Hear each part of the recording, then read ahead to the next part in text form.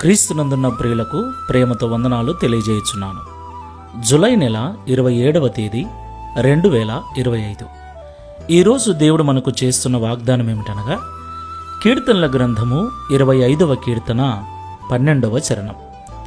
యెహోవా యందు భయభక్తులు గలవాడెవడో వాడు కోరుకొనవలసిన మార్గమును ఆయన వానికి బోధించును. ఆమెన్.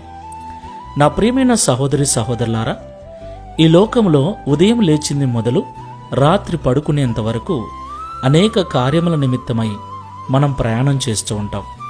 మన జీవనోపాధి నిమిత్తమై, అనేక రకాల అవసరాల నిమిత్తమై అనేక పనులు చేయటానికి పూనుకుంటూ ఉంటాం. అయితే కొన్నిసార్లు మనం అనుకున్న పని సక్సెస్ కాదు. మనం అనుకున్నది అనుకున్నట్లుగా జరగదు. మనం ఒకటనుకుంటే ఫలితం మరొకలా ఉంటుంది. అలాంటి సమయాలలో చాలా బాధగా, చాలా వేదనగా కూడా ఉంటుంది.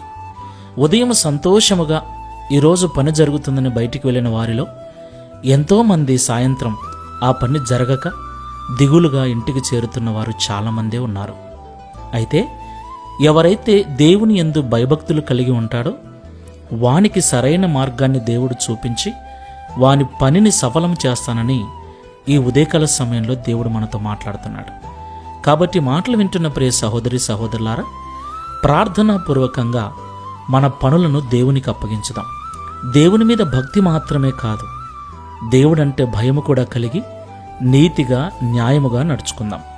అప్పుడు సరైన మార్గాన్ని దేవుడు మనకు ఉపదేశించి సరైన పని సరిగ్గా చేయున్నట్లుగా జ్ఞానం అనుగ్రహించి మనల్ని ఆశీర్వదిస్తాడు. ప్రార్థన చేసుకుందాం. పరిశుద్ధుడా, ప్రేమ కలిగిన యేసుక్రీస్తు ప్రభువా, మీకు స్తోత్రములు చెల్లిస్తూ ఉన్నాం. ఈ ఉదయకాల సమయంలో మీరు మాతో మాట్లాడిన ప్రతి మాటను బట్టి స్తోత్రాలు చెల్లిస్తున్నాం. నిజమే తండ్రి, ప్రతిరోజు ఎన్నో పనులు, ఎన్నో భారాలు, ఎన్నో మార్గాల గుండా మేము ప్రయాణం చేస్తూ ఉన్నాం. అయితే చాలాసార్లు విజయానికి బదులు అపజయం, అనుకున్నది అనుకున్నట్లుగా జరగకపోవటం, సంతోషంగా వెళ్ళిన మేము బాధపడుకుంటూ తిరిగి ఇండ్లు చేరటం, ఇది మా జీవితంలో పరిపాటైంది ప్రభువా.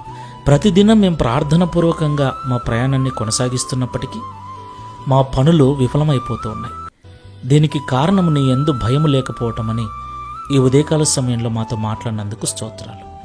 ఈ ప్రార్థనలో ఏకీభిస్తున్న మేమందరము కూడా ఇక మీదట ప్రార్థనతో దినమును ప్రారంభించటం, ప్రార్థనతో పనిని ప్రారంభించటం, ప్రార్థనతో ప్రయాణాన్ని ప్రారంభించటంతో పాటు మీ యందు భయము కలిగి నీతిగా, న్యాయంగా నడుచుకున్నటకు సహాయం చేయమని, తద్వారా సరైన నిర్ణయం తీసుకున్నట్లు సరైన మార్గంలో నడిపించి మా పనులను సఫలం చేసి మీ నామాన్ని మహిమపరచుకునమని